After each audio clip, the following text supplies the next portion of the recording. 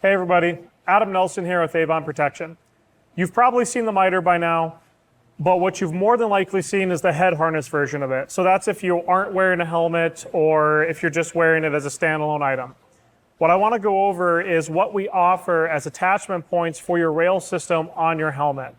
So what would come is a MITR mask that has these two magnetic buckles. These magnetic buckles will go onto the adapter piece for the rail system. This can be attached very simply by slipping the bracket into a slot on the rail and then tightening down with an Allen screw. From there, you can take the MITR mask, get it close to it, and then it locks into place.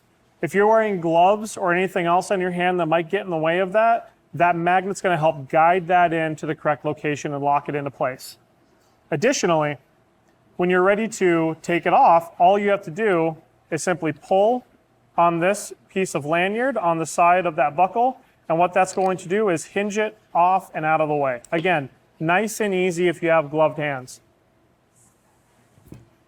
We also build the same thing, but for a variety of other helmets. So we call this one the multi-clip. The one that you just saw was for Team Wendy. This one can work with any rail section that has an O2 slot on the side. So if you're running an O2 mask and you have to clip that into place, this one goes into that same location. Same way, slides in, tighten down the Allen bolt, and then make sure that it's nice and locked into place like you see here. And from there, you get that same wonderful benefit of a magnetically guided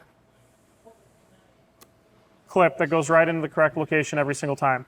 Again, same gloved hands, grab this, pop it out, nice and easy. These clips don't take up a lot of space. So as you see on this example that we have here, I have my ear protection, I have a light, and if I needed to, I could still put things in the back. But because I'm using that O2 slot, I'm not taking up any real estate that would be needed anyways.